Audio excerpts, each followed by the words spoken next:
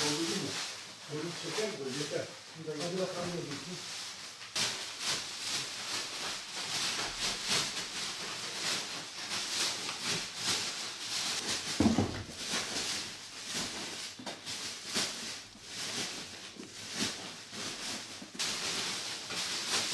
Bunlar eksikleri tamam.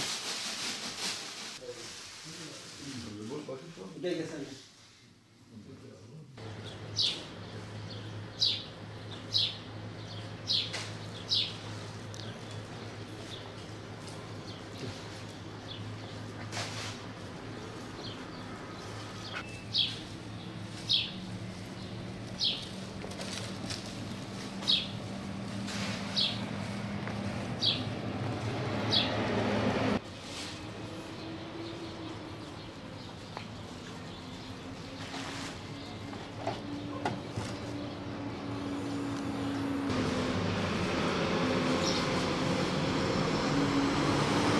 İnşallahurrahman.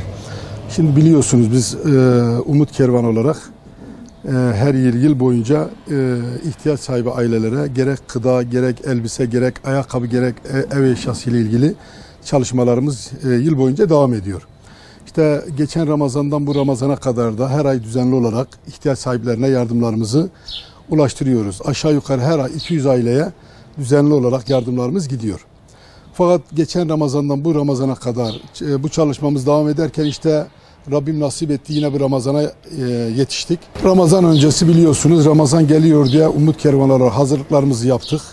Dolayısıyla Ramazan'a girerken de yine daha önceden tespit etmiş olduğumuz ihtiyaç sahiplerine Ramazan paketlerimizi ulaştırmaya çalışıyoruz. İstedik ki Ramazan'da mağdur olan, ihtiyaç sahibi olan aileler Umut Kervanı ulaştırmış olduğu yardım paketleriyle, yani içerisinde o gıda paketleriyle alakalı iftarlarını onlarla açsınlar. İçerisindeki gerek kahvaltılık gerekse bakliyat türü yardımlarımızla. Ramazan biliyorsun mübarek aydır. İşte herkesin özellikle ihtiyaç sahiplerinin beklentiye girdiği, zenginlerden gelecek olan ya hayır sahiplerinden gelecek olan gıdaların onlara ulaştırılması noktasında beklentiye girdikleri bir aydır.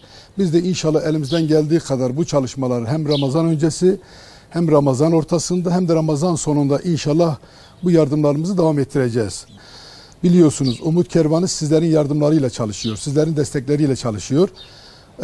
Bu konuda hayır sahiplerimiz eğer ki bir yere yardımlarını ulaştırma noktasında bir sıkıntıları olduğunda ya da yardımlarını götürecek yer bulamadıklarında Umut Kervanı onlara ön ayak oluyor, vesile oluyor. Aynı zamanda kendi elleriyle de yardımlarını teslim ettirme noktasında Umut Kervanı onları ihtiyaç sahipleriyle buluşturuyor. Bu açıdan inşallah diyoruz bu Ramazan'da da gözü Umut Kervanı'nda olan ya da hayır sahiplerinin gelmesini bekleyen ihtiyaç sahiplerimize, hayır sahiplerinin getirmiş olduğu yardımlarla iftarını açan o mağdurlara, onlara umut olma noktasında, onlara yardımcı olma noktasında Umut Kervanı ön ayak oluyor. İnşallah hayır sahiplerinin getirmiş olduğu gıdalarla iftarlarını açıp hayır sahiplerine inşallah dua yapacaklar. Biz de dua ediyoruz. Dolayısıyla Peygamber Aleyhisselam hayra vesile olan o hayrı işlemiş gibidir. Asıl hayrı kazanan, asıl sevabı kazanan hayır sahiplerimizdir. Biz de yardım derneği olarak vesile olduğumuz için Rabbimizden inşallah biz de bir ümitle bir ecir bekliyoruz.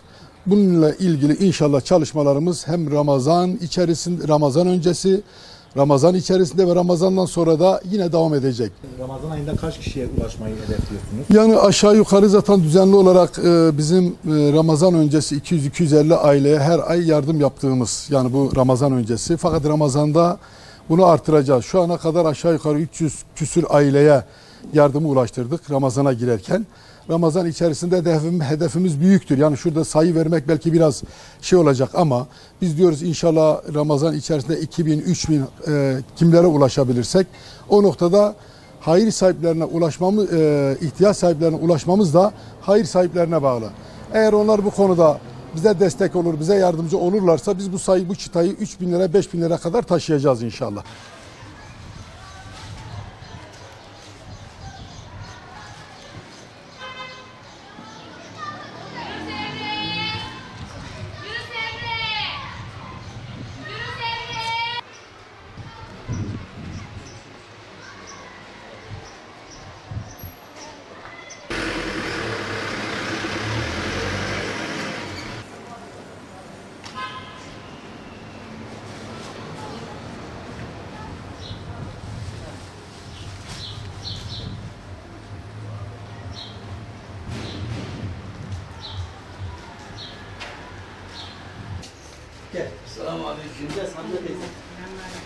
Gel buraya gel. Elhamdülillah çok şükür sen sormalıyım. Allah sana bir kere rıza Allah olsun. razı olsun. Allah sana başıma eksik etmesin. Amin.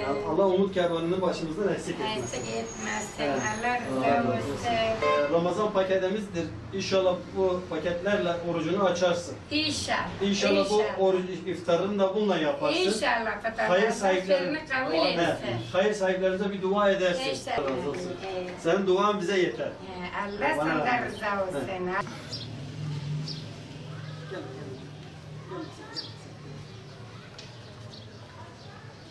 Elif Yeni doğan. He.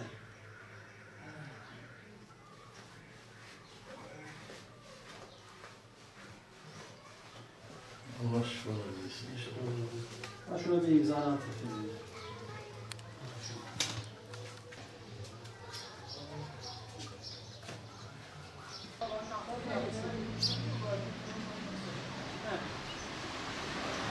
Tamam. Hadi selamun aleyküm. Sağ olun. Ayağınıza sağlık. Allah sizi.